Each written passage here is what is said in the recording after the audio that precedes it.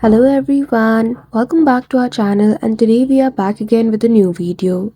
So in this video, I will show you how can you easily fix the issue with game bar on your Windows 11 device. So without any delay, let's get into it. For that, firstly you need to head towards setting. So you can simply use the shortcut Windows plus I key to open your setting application.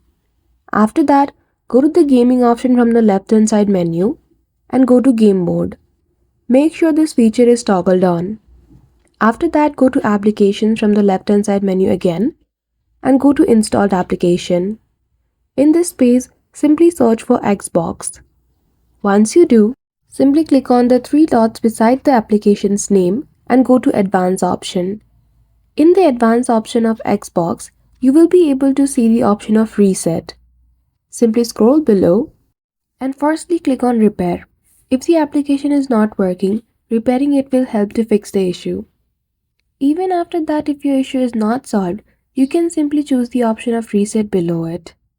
Once you have reset the application, simply click on your start menu, go to the power option and restart your device. So that's it.